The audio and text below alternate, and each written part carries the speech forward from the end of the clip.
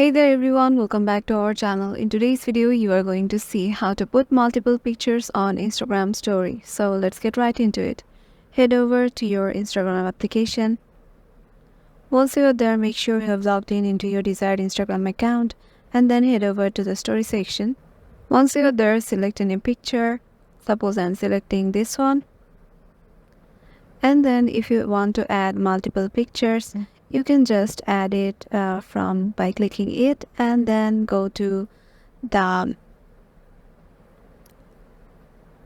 picture option or photo option right here, and from here you can add any photo you want, like I'm adding this one. And then this is how you can do add multiple photos. And then there's another way to do it. Just go to your story, go to camera,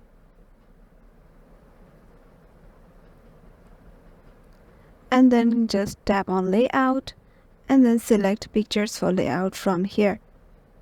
And yeah, this is how you can do it. Hope this video will help you out and we will see you in the next one.